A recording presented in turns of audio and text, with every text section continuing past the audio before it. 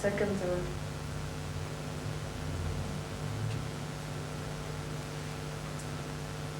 or... Today is the 24th of March, 1995. I am in La Paz, Bolivia. This is the Bolivia Project, and we are about to have the testimony of Mr. Salo Frischmann. Gut, Sie beginnen mit Ihrem Namen? Ja, mein Name ist Salo Frischmann, geboren am 1.2.1919 in Stettin, als Kind. Kleines Kind bin ich gekommen, haben mir meine Eltern erzählt. Die sind gekommen nach Polen zurück. Und die haben gehabt ein Textilgeschäft. Textilgeschäft? Ja, die haben mich geschickt in der Volksschule. Und dann haben sie mich geschickt am Heide. Dann haben sie mich geschickt zu die Yeshiva. Und dann habe ich zugeholfen bei meinen Eltern. Dann ist der Krieg ausgebrochen. Und wo haben Sie gelebt in Polen? Nowy Dwór. Nowy Dwór. Nowy Dwór. Und wie war das Leben dort mit... Es war ein schweres Leben. Der Judenhass war groß. Ja. Dann ist gekommen der Krieg. Da bin ich, wie gesagt, ausgerissen vom Ghetto. Ich wollte mich verstecken. Können Sie zuerst erzählen über das Ghetto, wie man das Ghetto geformt hat und so? Das Ghetto waren 8000 Juden, so wie ich mich erinnern kann. 8000 Juden, das Leben war ein schweres Leben. Dann bin ich ausgerissen vom Ghetto. Wie? In der Nacht. Wie gesagt, in der Nacht. Dann leider Gottes, nach 8 Tagen hat man mich geschnappt. Mit noch Freunden. Hat mich geschnappt, hat mich gebracht zurück im Ghetto und hat mich übergeben zu der Gestapo. Die Gestapo, da kann man sich vorstellen, was sie uns zusammengeprügelt haben. Und vorher haben uns das Ghetto gesagt, was wir dort, die wollen dich fragen, sag ja. Weil wenn man sagt nein, dann schmeißen sie runter vom Fenster, zu sagen, wir wollten ausreißen.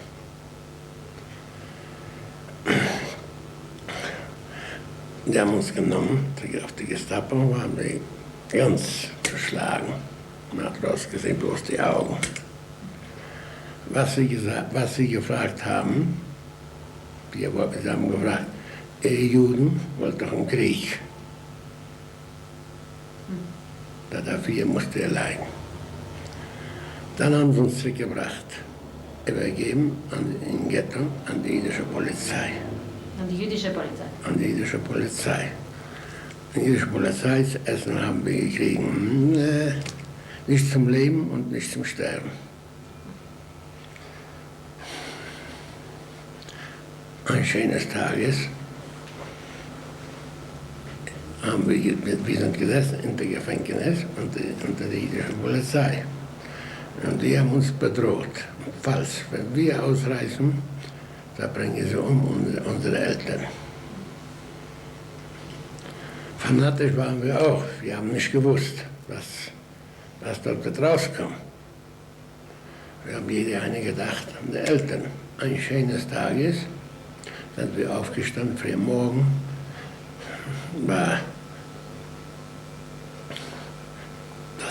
Das Fenster war verschmiert. Wenn sie uns reingebracht haben, sind schon gesessen, welche Juden dort aus derselbe, was ausgerissen sind, ist gekommen, früh morgen ist gekommen die Gestapo. Wir haben gewusst, dass wenn die uns verschmiert haben, die Fenster, da ist schon was wird heute, es wird was passieren. Haben sie rausgenommen, ich kann mich nicht genau erinnern, die, was vor uns schon gesessen drin, die haben sie aufgehängt. Einer war, der steht mir jetzt,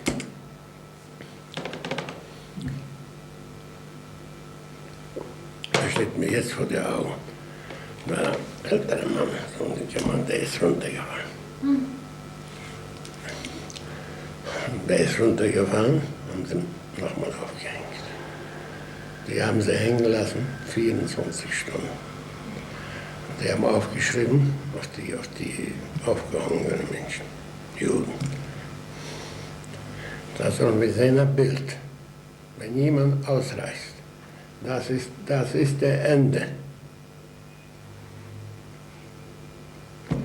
Jetzt bitte, die haben schon gesessen, die haben gesagt, die sind gesessen 2 Monate.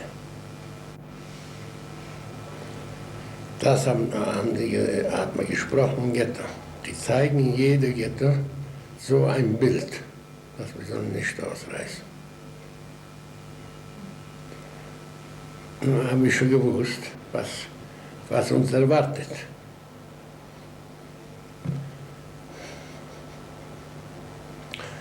Auch gesessen, so, ich glaube 2 Monate war das oder vielleicht mehr etwas.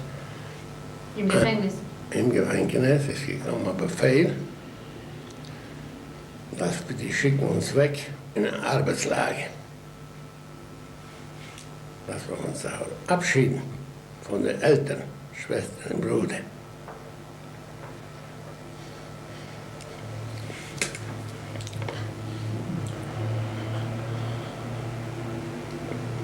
Das haben wir nicht gekannt, leider.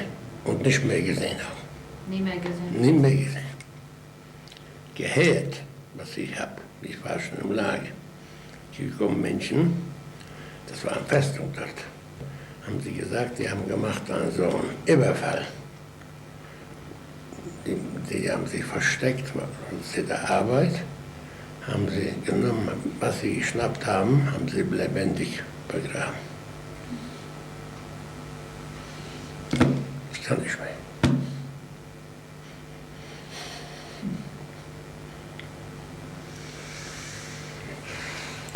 Ich kann nicht mehr. Jetzt, das war bis zum Lager. Ich bin befreit worden in Dachau. Hatte überlebt ein Cousin von mir. Haben uns getroffen beim Joint. Ich war schwach, ich habe gewogen 37 Kilo. Hat er zu mir gesagt, wir fahren zurück, vielleicht, wenn wir noch was finden. Er ist zurückgefahren, haben ihn nach dem Krieg, die Polacken, haben ihn umgebracht. Die AK, was sie genannt haben.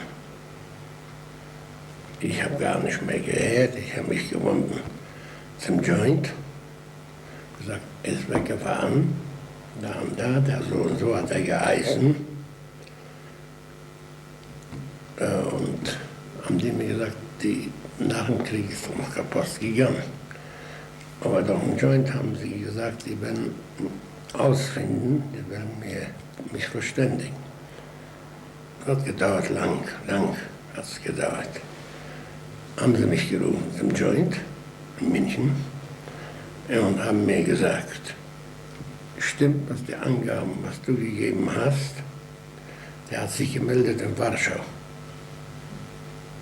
Und mit Punkten, schwarze Punkte zugeschrieben, hat mir der Joint gesagt, die AK haben ihn nach dem Krieg. Wie und was? Und ich stand alleine. 1946 habe ich geheiratet. Meine Frau war auch in Auschwitz. Die hätte gekommen hierher. Wir sind gerade gekommen von Kanada, von Miami, für eine Operation. Ich habe sie gar nicht. Sie hat mir gesagt, ist sie bitte Entschuldigung? Sie kann nicht. Und Sie haben sich kennengelernt in Deutschland? Ja, nach dem Krieg. Ich habe geheiratet 1946. Haben wir gelebt in Bayreuth bis 1953. Ich wollte fahren nach dem Krieg.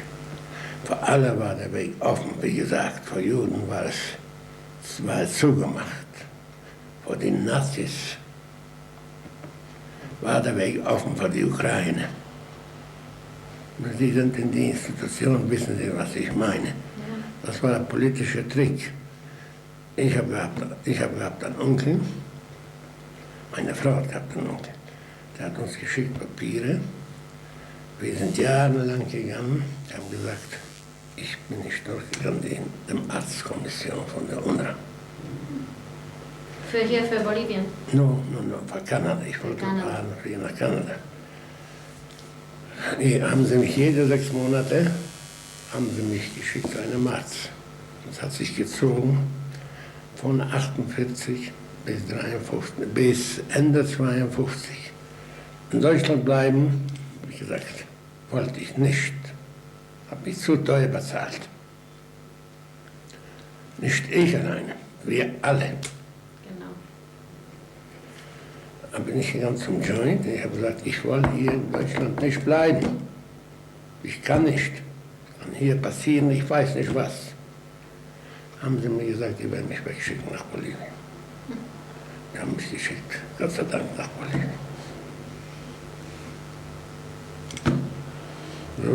Mein Sohn ist geboren in Deutschland. Ja. Mein Sohn ist geboren in Bayreuth. 16. August 1947. 47. Ja, Bald nach dem Krieg. ja, ich habe 46 geheiratet. Herr Frischmann, wollen Sie nicht ein bisschen erzählen vom Lager für die Zukunft? Also vom Lager ist besser, wenn ich nicht rede. Wenn ich rede, ich kann nicht. Es war kein Tag, es war keine Nacht. Wenn die Verbrecher sich besoffen haben, wollen wir entschuldigen, 20.000 Mal in der Nacht sind sie gekommen mit Frauen, mehr Straßenfrauen mehr. Und die haben gesagt, du schlafst in Unterhosen, du schlafst in der Socken. Haben sie genommen in der Badewanne, mal den Kopf. So ist es gegangen. Das haben sie nicht gehabt, dass wir schlafen unter der Unterhose oder was. Haben die gesagt, was sie wollten. Haben sie das rausgenommen. Haben sie rausgenommen, verschiedene. Der, was Pech gehabt hat. Nein, in der Badewanne für ihr morgens. Haben sie gesehen. Tortur. Ja, leider. Gesehen habe ich von meinen Augen. Vater mit der Sohn ist geschlafen. Er hat nicht gewusst, dass der Vater tot ist. Die haben uns runtergenommen zum Appell.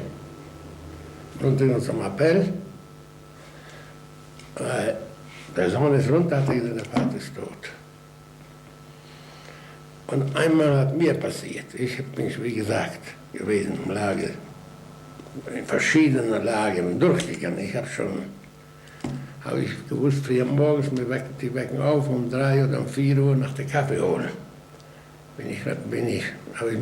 Habe ich schon aufgepasst, dass ich so sein. So was? Wollte in der Küche was stehlen. Ich sage, einmal hat es passiert, ich bin rein in die Küche, wie das gekocht hat vom Mittag, bin ich rein. Bin hier mit der Hand. Dabei hat der Küche bemerkt, hat mein Messer geschmissen. Das Messer habe ich bekommen, hier, 1 Millimeter Weite. Und hier, da, die beiden Finger, was Sie sehen hier, hat mir ein Arzt, der ist heute in Australien, hat er zu mir gesagt, wir sind schon 2 Jahre zusammen. Schade, dass du nicht aushalten. Aber ich habe nicht mit was. Sagte, ich werde zunehmen noch einen zu hierher, 2. Einer wird halten den Finger, der andere hier. Ich will mit der Schere so mein Entschuldigen raufwischen. So entschuldigen. Und das ist diese Lektion, weil der Hand war schon schwarz bis hier. Was noch weiter erzählen solche Geschichten.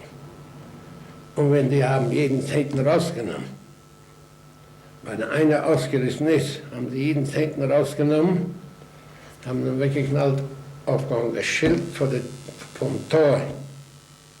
Wir haben doch getragene Juden stehen, der Munduet. Haben sie aufgehängt, wir sollen sich ein Beispiel nehmen, wenn einer ausreißt, das passiert ihm. Oder wenn einer stehlt, passiert ihm das. Stehlen haben wir nicht geachtet, was kann schon passieren. Mehr wird tot, aber der einzige Willen war von uns. Wir sollen den Krieg überleben. und sehen dem Sof, dem Ende von die Verbrechen. Und Sie haben überlebt. Gott sei Dank, ich habe überlebt. Aber nachher, nach dem Krieg, habe ich gesehen, wie die Zures, unsere, meine und Tausende sind, haben alles verloren. Wo? Weiß ich nicht. Einige sagen, das hat sie genommen nach Majdanek. Einige sagen, hat sie genommen nach Birkenau. Genau, keinen genauen Bericht habe ich nicht. Ich kann nicht feststellen. Ich habe mir bloß genommen, wie gesagt, ich bin also Stickel religiös nicht. Habe ich mir genommen, Yom Kippur, halte ich die Jahrzeit. Nee, weil ich weiß nicht. Das ist leider.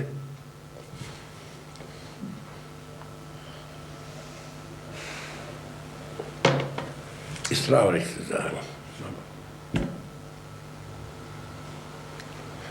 Was soll ich noch mehr weiter sagen? Was Sie noch sagen wollen. Na, was ich sagen wollte, ich sage doch Ihnen. Ich habe bekommen